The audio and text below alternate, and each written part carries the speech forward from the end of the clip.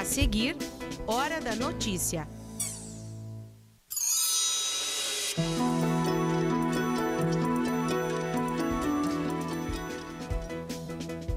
Aumentos consecutivos nos combustíveis, percentual de impostos e uma redução no preço que passa a valer a partir de amanhã. Caminhoneiros protestam em todo o país desde ontem. E para falar sobre o cenário da gasolina e do diesel, nós vamos conversar aqui no estúdio com o economista Julcemar Zilli. A Associação Comercial e Industrial de Carazinho comemorou os 50 anos da UPF. E ainda, nós vamos mostrar que o frio e o barro não assustaram os participantes da primeira corrida rural de Passo Fundo. Hoje é terça, 22 de maio, é hora da notícia.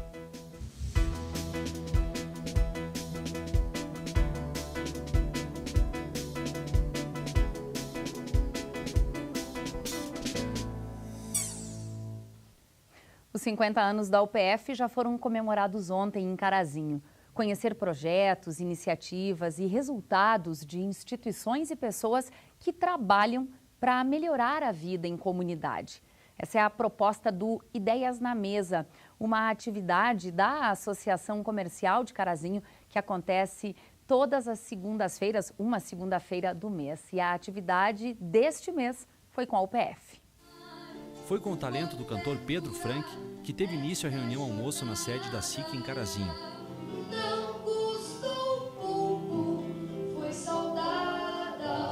Na sede da Associação Comercial e Industrial, lideranças políticas e empresariais da cidade de Carazinho e de outros municípios da região. Eles participam do Ideias na Mesa, uma ação da SIC para valorizar as iniciativas positivas de pessoas, empresas e entidades do estado e do país. Nesta edição, a UPF, universidade que completa em junho 50 anos, foi a convidada. Hoje tem essa homenagem dos 50 anos, uma data histórica que estará completando a nossa UPF e eu tenho certeza que ela ajudou muito a região como um todo a se tornar essa pujança, a ter esse desenvolvimento, a ter esse crescimento, porque tudo passa pela educação, tudo passa por pessoas melhores preparadas para estarem tocando os seus projetos pessoais. Em janeiro deste ano, a SIC completou 100 anos de fundação, uma história que caminha lado a lado com a trajetória do município de Carazinho. A Associação Comercial entregou uma placa em homenagem aos 50 anos da UPF. O dia hoje é um dia muito especial para nós de Carazinho, pela importância que detém a Universidade de Passo Fundo, não só no município de Passo Fundo, mas em toda essa região. Eu diria hoje, quando se pensa em alguma coisa de desenvolvimento, a UPF sempre está junto e sempre está construindo essas questões relevantes aí de todos os municípios. Nós sempre nos caracterizamos por essa realidade regional, ou seja, presente em Passo Fundo, mas enxergando todos os espaços e contribuindo com o desenvolvimento tanto local quanto regional naquelas questões mais importantes de cada comunidade. Antes da fala do reitor da UPF, os convidados assistiram um vídeo sobre os 50 anos da universidade. Após, acompanharam a palestra sobre Educação e Desenvolvimento Regional, o impacto do conhecimento a serviço da comunidade. Durante cerca de 40 minutos, o reitor apresentou a estrutura da universidade, os números destinados ao orçamento da instituição, bolsas de estudo e programas do governo, além dos projetos de pesquisa e extensão da UPF. Com a palestra, o reitor da UPF destacou o caráter regional da universidade. O UPF, que atua aqui em Carazinho desde 1990, oferece 5 cursos de graduação e 15 projetos de extensão, ou seja, serviços oferecidos à comunidade. O Sindicato dos Comerciários entregou ontem ao Sindilojas uma proposta à empresa Avan. O conteúdo já foi enviado à empresa, que promete se pronunciar rapidamente. Os dois sindicatos decidiram não divulgar a proposta até fechar o acordo. Novas reuniões devem acontecer nos próximos dias. Bom, a gasolina teve 12 altas no mês de maio. O diesel teve o valor reajustado por 10 vezes. Em Passo Fundo, o preço da gasolina, na maioria dos postos, é de aproximadamente R$ 4,60. o do diesel, que cresceu aí de 10% a 13%. Bom, e por causa dos seguidos reajustes praticados pela Petrobras, caminhoneiros estão protestando em todo o país desde ontem. Bom, nós convidamos o economista, doutor em economia, professor aqui da UPF, Julcemar Zilli, para nos ajudar a entender o que é que está acontecendo. Professor, seja muito bem-vindo mais uma vez, ainda que as suas últimas vindas aqui seja para pautas não tão boas como essa, não é, professora? Verdade. A Petrobras mudou a sua política de preço ainda no ano passado. Como é que se explica o que aconteceu no mês de maio, né? Um aumento aí por 12 vezes na gasolina, 10 vezes no diesel. No caso do combustível, a gasolina e o diesel, nós tivemos, em termos percentuais, em maio, a gasolina um aumento de entre 13% e 16%, e o óleo diesel entre 10% e 13% de aumento, só no mês de maio. Isso está intimamente ligado com dois fatores. O primeiro fator é a questão do aumento do preço do barril do petróleo. E como atualmente essa forma de precificação da gasolina e do diesel está relacionada com o comportamento do petróleo, quando o preço do barril aumenta, automaticamente aumenta o preço da gasolina e do diesel. E o segundo fator, que acaba estando interligado com o primeiro, é a cotação cambial.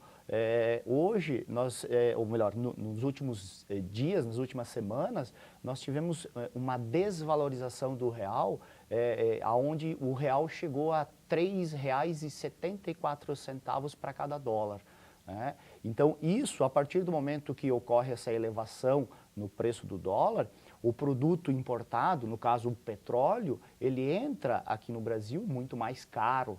E esse aumento, esse valor mais caro, esse custo maior, acaba sendo repassado para o consumidor. Por isso que o petróleo aumentou, então, por professor. isso, essa é a explicação do aumento do petróleo. Exatamente. E aí a gente pode até dizer, não, mas o Brasil não é autossuficiente na produção de petróleo? Nós somos autossuficientes no sentido de que a gente produz mais do que a gente consome. Só que o petróleo nosso é uma qualidade inferior, que não é tão boa para fazer o combustível, para fazer a gasolina e o diesel.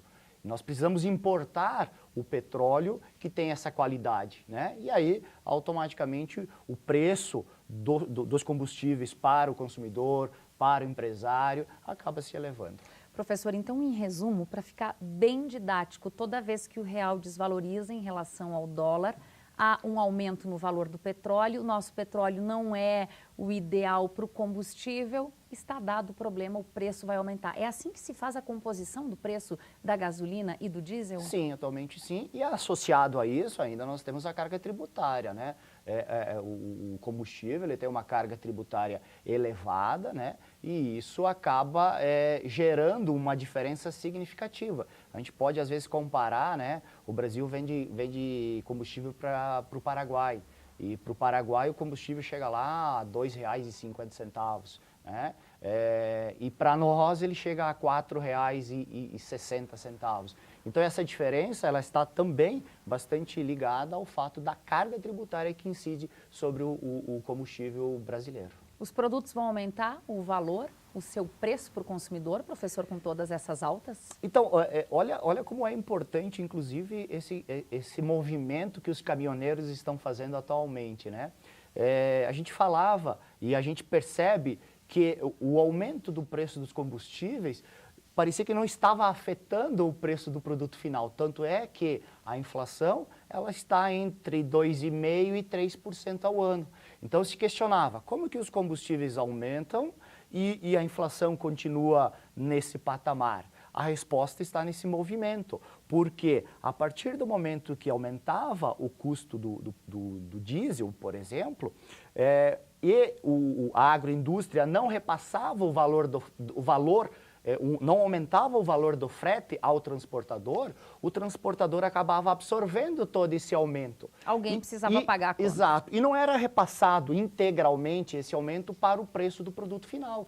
Nós, como consumidores, não percebíamos isso de forma tão clara. Então, isso explica um pouquinho do porquê os preços não estavam aumentando, os preços dos produtos e serviços não aumentavam, mesmo com o aumento no preço do combustível. Professor, bem rapidinho, agora pela manhã o governo anunciou uma redução de 2,08% na gasolina, 1,54% para o diesel nas refinarias. Isso vai chegar no bolso do consumidor? Sim, não e por quê, professor? Provavelmente não, porque se nós analisarmos o percentual de aumento só no mês de maio, que nós falamos em 13%, em 10%, você reduzir em 2% o combustível, não vai ser... É quase nada. É quase nada. Automaticamente, pouca coisa vai ser absorvida no preço do produto final, do combustível, né? Melhor dizendo, e muito menos no preço do feijão, no preço do arroz, que é o produto que a gente acaba consumindo diariamente. Muitíssimo obrigada pelas informações. Seguimos confiantes com boas notícias, sempre esperando por boas notícias. Sem dúvida.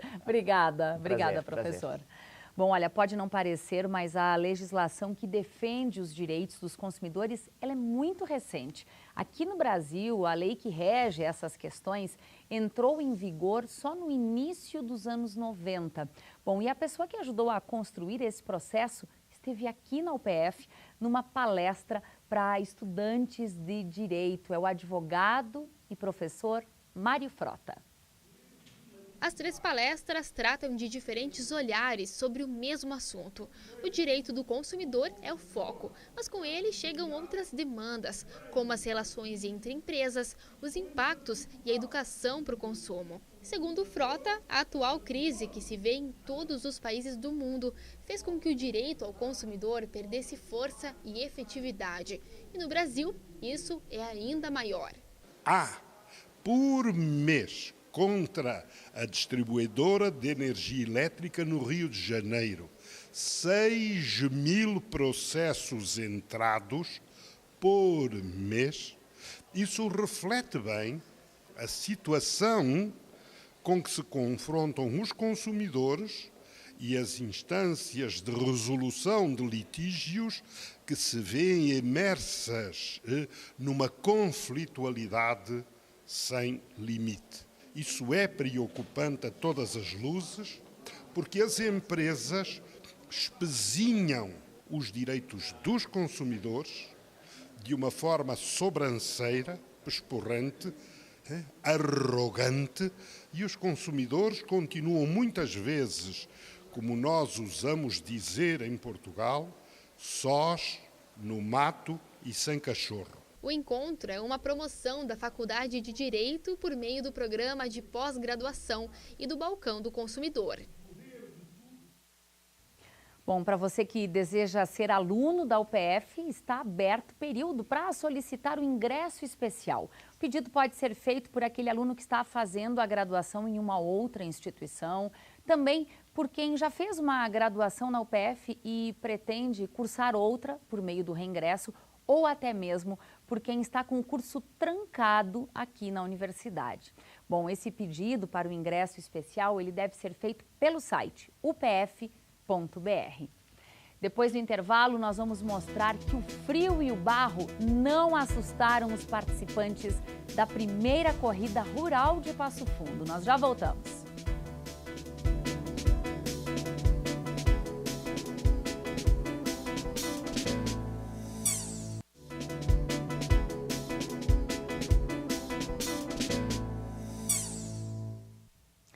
Educar para o trânsito é preservar a vida, evitar acidentes e exercer a cidadania. Pensando nisso, o programa Estúdio 4 desta semana faz uma avaliação do Maio Amarelo, esse mês que é todo dedicado a ações que buscam reduzir os acidentes e as vítimas no trânsito. O programa vai ao ar hoje às 11 da noite e tem 2 reprises, uma amanhã às 8 da noite e outra na sexta-feira às 11 horas da noite. Uma mobilização nacional busca incentivar o consumo de alimentos orgânicos. E a UPF também participa desta programação que segue até o dia 9 de junho.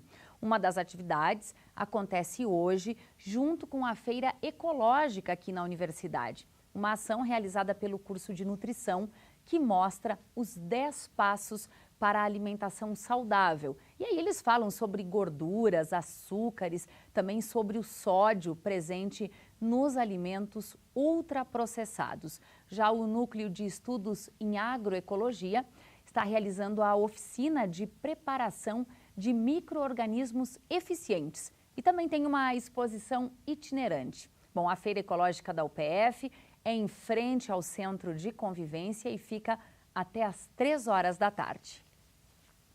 A partir de amanhã, a temperatura começa a subir levemente. Até o fim de semana, as mínimas devem ficar em 10 graus. Veja os detalhes na previsão para quarta e quinta-feira.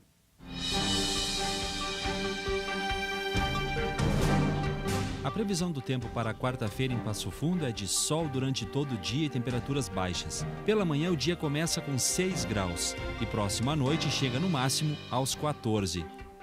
Para quinta-feira, também o sol predomina em Passo Fundo, céu claro, sem chuva e temperaturas continuam baixas. Mínima na casa dos 6 graus e máxima que não passa dos 17. Acontece hoje, em Marau, uma palestra beneficente com o tema Como se tornar um campeão. Os palestrantes são o Master Coach Marcel Campos e também o jornalista Paulo Brito. O evento vai ser a partir das 7 da noite na Casa da Cultura. O ingresso é 1 quilo de alimento não perecível e a inscrição deve ser feita pelo site simpla.com.br.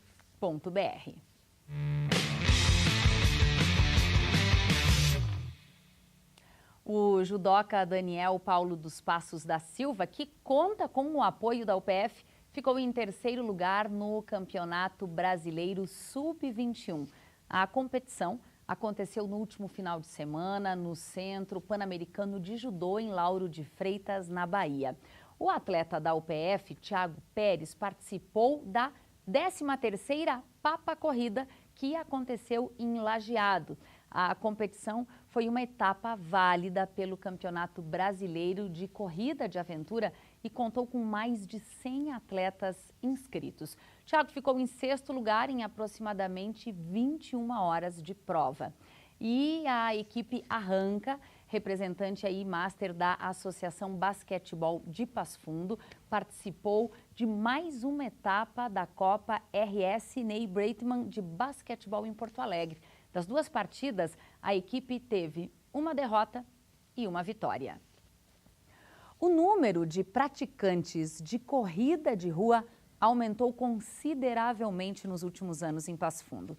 E no final de semana, uma empresa da cidade propôs um desafio diferente para os atletas: a primeira corrida rural da região. Teve barro. Muito barro. Estava bem frio. Para ser mais precisa, 6 graus momentos antes da largada da prova.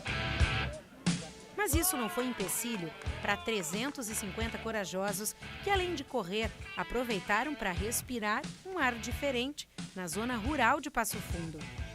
Prova rural para mim é um desafio porque eu sou um atleta que treino só em esteira.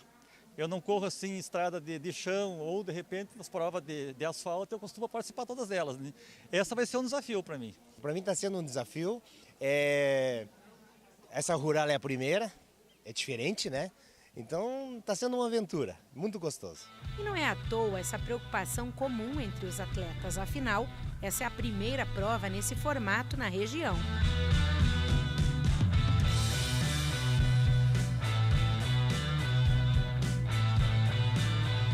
Esse era o propósito mesmo, de trazer para cá, para o nosso ambiente, para a nossa rotina, para a nossa vida, o que a gente vive nesse meio rural, né? Nós temos um grande compromisso social de fazer com que a alimentação chegue até o pessoal da área urbana. Mas eles têm que entender que nós temos que trabalhar 365 dias por ano. Chova, faça sol, faça seca, faça uma estrada que não permite ir e voltar, que vocês perceberam o que é isso. O pessoal, logicamente, vai sair daqui, ou de manhã cedo, o pessoal perguntei se o pessoal estava com o tanque cheio. O combustível dele é o alimento, é o café da manhã, que a gente gera aqui. Nós vamos sair depois da prova, a gente vai no mercado. Lá no mercado, a gente costuma dizer que a comida não nasce na prateleira, ela nasce aqui. A prova aconteceu nas categorias feminino e masculino, nas modalidades de 5 e 11 quilômetros. Foi a primeira que eu fiz, é diferente, acostumado a correr no asfalto, aqui é bem mais pesado, né? Pesa, o barro vai grudando nos tênis, então é bem mais difícil. Nesse sistema foi o primeiro, eu achei bem pesado, bastante subida, barro em algumas partes, mas como ele disse, depois que aqueceu, vai embora, mas na volta parece que custa chegar mais ainda, mas foi bem tranquilo.